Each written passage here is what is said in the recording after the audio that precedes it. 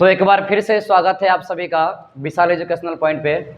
और आज हम लोग पढ़ने वाले हैं अनुवाद के बारे में, संस्कृत अनुवाद, जो कि आपके एग्ज़ाम के लिए बहुत ज़रूरी होता है। और ये YouTube पे पहली बार इतना आसानी से जो आपको समझ में आ जाएगा, बहुत अच्छे से समझाएंगे। आप बस वीडियो के अंत तक बने रहें। देखिए, अनुवाद सीखने के लिए आपको 3 चीज़ों को हमेशा ध्यान में रखना चाहिए। अनुवाद सीखने के लिए हमेशा हम लोग 3 चीज़ों को हमेशा ध्यान में रखेंगे। पहला चीज़ है वो है कर्ता। पहला कौन है? कर्ता। दूसरा है कर्म। तीसरा है क्रिया। इसको अंग्रेजी में बोलते हैं subject, object, verb. Subject, object और वर्ब। इसके बिना अनुवाद बन ही नहीं सकता है। इसके बिना अनुवाद बन ही नहीं सकता है। फिर से अनुवाद का यदि हम बात करें तो अनुवाद जो शब्द है इसका अंग्रेजी अर्थ होता है ट्रांसलेट। क्या होता है? ट्रांसलेट, यानी किसी भी भाषा को उसका दूसरा बात करना, अनुवाद करना। जैसे मान लीजिए हम बोल दिए कि राम जो लिखे हैं वो हमारा अंग्रेजी हिंदी में लिखा हुआ है। यदि इसी का हम अंग्रेजी में ट्रांसलेट करें तो क्या हो जाएगा? राम लिखा जाएगा। यदि इसी का हम संस्कृत में बात करें तो क्या लिखा जाएगा? रामः लिखा जाएगा ना। तो ये क्या हुआ? ये ट्रांसलेट हुआ, यानी ये इस शब्द का अनुवाद हुआ। जैसे में आपको हम समझाते हैं कि कर्ता, कर्म और क्रिया क्या होता है। कर्ता का मतलब होता है करने वाला। कर्ता का मतलब क्या होता है? करने वाला। क्रिया का मतलब होता है काम। क्रिया का मतलब क्या होता है? काम। कर्म का मतलब होता है जिस पे क्रिया का फल पड़ता है। जिस पे क्रिया का क्या पड़ता है? फल पड़ता है। तो ध्यान से समझिएगा, देखिएगा कि आखिर कर्ता, कर्म और क्रिया क्या है। जैसे में एक एग्जाम्पल दे रहे हैं कि राम अमरूद खाता है। राम अमरूद खाता है। राम अमरूद खाता है। अब देखिए, राम अमरूद खाता है, क्या कर रहा है? खा रहा है। कौन खा रहा है? राम खा रहा है। किसको खा रहा है? अमरूद को खा रहा है। देखिए, सबसे पहला बात आप इसको पढ़िए, राम अमरूद खाता है। राम अमरूद खाता है। खाने वाला कौन है? राम। खाने वाला कौन है? राम। क्या कर रहा है? खा रहा है। किसको खा रहा है? वो खा रहा है अमरूद को। तो जो करने वाला होता है, यानी जो खाने वाला कौन है? इसमें राम है। तो राम क्या कहलाएगा आपका? वो कहलाएगा कर्ता। क्या कहलाएगा? कर्ता। क्या कर रहा है? काम क्या हो रहा है इसका? यानी क्रिया क्या हो रही है? खाने की क्रिया हो रही है। क्या हो रही है? क्रिया खाने की क्रिया हो रही है। इसलिए खाता क्या कहलाएगा हम लोग का? क्रिया। किसको खा रहा है? वो अमरूद को खा रहा है। किसको खा रहा है? वो अमरूद को खा रहा है। इसीलिए अमरूद क्या कहलाएगा? इसमें कर्म कहलाएगा। जैसे मोहन स्कूल जाता है। मोहन स्कूल जाता है। जाने वाला कौन? मोहन। क्या कर रहा है? जा रहा है। कहाँ जा रहा है? स्कूल जा रहा है। सेम उसी प्रकार इसमें जो आपका मोहन होगा, यानी जो जाने वाला है वो कौन है? मोहन है। यानी मोहन क्या कहलाएगा आपका? कर्ता। कहाँ जा रहा है? तो स्कूल जा रहा है। स्कूल क्या कहलाएगा आपका? कर्म। क्या कर रहा है? वो जाता है या जा रहा है। तो ये क्या कहलाएगा आपका? क्रिया। अर्थात यहाँ पे क्या चीज़ का काम हो रहा है? यानी यहाँ पे जो है वो क्रिया जाने की हो रही है। इसीलिए इस वाक्य में जो होगा, मोहन क्या कहलाएगा? कर्ता। क्या कहलाएगा? स्कूल कर्म। जाता या जा रहा क्या कहलाएगा? क्रिया। बात समझ में आई? यानी जो करने वाला रहता है वो कहलाएगा कर्ता। जिस पे कर्ता का फल पड़ता है वो कहलाएगा कर्म। और जो काम हो रहा है वो कहलाएगा क्रिया। बात समझ में आई? ये अनुवाद का आपका पहला अक्षर होता है जो यहाँ से आपका शुरू होता है। यानी यदि आप इसमें अगर समझ गए हैं तो वीडियो को लाइक ज़रूर कर दें। तथा चलिए और आगे हम अनुवाद में आते हैं, यानी हल्का हल्का अनुवाद में हम लोग धीरे धीरे अनुवाद में हम लोग आगे बढ़ते जाएंगे, समझते जाएंगे। अगर नहीं समझ में आएगा तो फिर से आपको हम समझाएंगे। देखिए, अनुवाद के लिए आपको सबसे पहले मात्र सिंपल भाषा में कोई भी चीज़ का क्रिया आपको याद होनी चाहिए, यानी धातु आपका याद होनी चाहिए। धातु यानी क्या? वर्ब। अभी आप अंग्रेजी में ट्रांसलेशन बनाए होंगे तो राम खाता है तो क्या बनाए थे? राम इट्स। तो खाना का पता था नहीं, वहाँ पे क्रिया क्या हो रही है? वहाँ पे क्रिया खाना की हो रही है, इसलिए वर्ब क्या कहलाएगा? उसमें इट कहलाएगा। सेम उसी प्रकार यहाँ पे देखिए, यहाँ पे हम लिखते हैं कुछ वर्ड है पठ। पठ का मतलब होता है पढ़ना। क्या होता है? पढ़ना। लिख। लिख।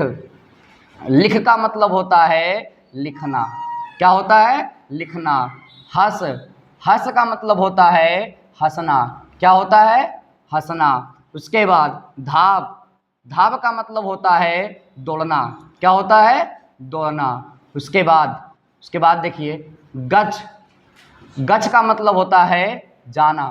क्या होता है? जाना। यही 5 गो, इसी 5 में से, इसी 5 का धातु में हम लोग अभी अनुवाद बनाएंगे, और वो भी अनुवाद बहुत अच्छे तरीके से। बिल्कुल आपको इस वीडियो में अनुवाद पूरा समझ में आ जाएगा, ये गारंटी है हमारी। फिर देखिए, पहला अनुवाद आपका है वो क्या है कि पहला लिखा हुआ है कि राम खाता है।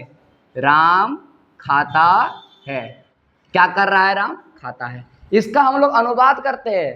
संस्कृत में इसका अनुवाद होता है क्या? देखिएगा, ऐसे राम करने वाला कौन? और बताए थे ना आपको कि 3 गो, कोई भी अनुवाद में 3 चीज होता है, कर्ता, कर्म, क्रिया। यहाँ पे तो सिंपल भाषा में दिया हुआ है कि राम खाता है। खाने वाला कौन है? राम। क्या कर रहा है? वो खा रहा है। क्या कर रहा है? वो खा रहा है। तो देखिए, एक चीज हमेशा याद रखिए, कोई भी नाम हो, लड़का का कोई भी नाम हो, यदि उसका बनाना रहे संस्कृत तो क्या करेंगे? ज्यों का त्यों छाप देंगे और यहाँ पे 2 गो सुन्ना लगा देंगे। इसी सुन्ना को हम लोग बोलते हैं विसर्ग। क्या बोलते हैं? विसर्ग। लेकिन इसका उच्चारण जो होता है वो कैसे होता है? हो से। जैसे यहाँ पे हिंदी में लिखा हुआ है राम, हिंदी में क्या लिखा हुआ है? राम। लेकिन इसका संस्कृत क्या बन गया? रामः। क्या बन गया? रामः। जैसे एक और समझिएगा, यहाँ पे लिखा हुआ है श्याम, हिंदी में क्या लिखा हुआ है? श्याम। तो इसका क्या हो जाएगा संस्कृत में? श्यामः। क्या हो जाएगा? श्यामः। फिर देखिए, हिंदी में क्या लिखा हुआ है?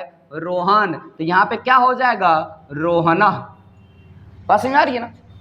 यानी कोई भी लड़का का नाम हो, अगर आपको संस्कृत लिखना हो तो सिंपल भाषा पे आप लिख सकते हो। जैसे में एक नाम और देते हैं मोहन।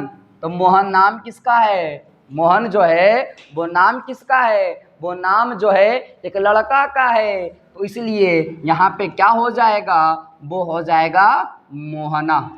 क्या हो जाएगा? मोहना। जैसे में एक और देखिए, यहाँ पे आपको लिखते हैं रहीम। क्या लिखें? रहीम। तो रहीम क्या है? एक लड़का का नाम है। तो रहीम का संस्कृत क्या हो जाएगा? रहीमा। क्या हो जाएगा? रहीमा। बात समझ में आ रही है? यानी कोई भी लड़का का नाम हो तब उसके अंत में 2 गो सुन्ना लगा देंगे, यानी विसर्ग लगा देंगे, और इसका उच्चारण जो होगा वो कैसे होगा? तो हो से होगा। कैसे होगा? हो से होगा। जैसा कि आप यहाँ पे देखिए, जैसा कि आप यहाँ पे देखिए कि यहाँ पे अनुवाद आपको हम दिए हैं। अनुवाद जो है वो आपको यहाँ पे दिया गया है कि राम खाता है। राम खाता है। राम जो क्या कर रहा है? वो खाने का काम कर रहा है। कि खाने वाला कौन है? राम है। और राम क्या है? एक लड़का है। राम क्या है? एक लड़का है। तो यहाँ पे क्या हो जाएगा जी? राम का हो जाएगा रामः। क्या हो जाएगा? राम का रामः। और खाना खाता जो बना है, ध्यान देखिए, जैसे में आपको हम लिखे यहाँ पढ़, तो पढ़ का भी ये अभी द्रूप है।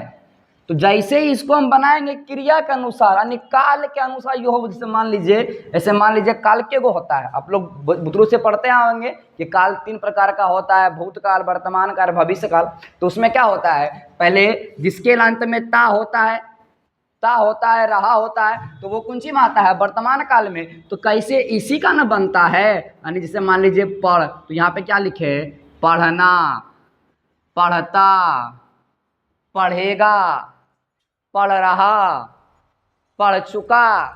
ये कैसे बना है, ये पढ़ से ही बना है। तो सेम उसी तरह इसमें जो है यहाँ पे लिखा हुआ है खाता, क्या लिखा हुआ है यहाँ पे, खाता। तो राम खाता है, तो खाता, खाना जो बना है वो किससे बना हुआ है, खाना जो बना हुआ है वो किससे बना हुआ है, तो वो आपका बना है खाद से।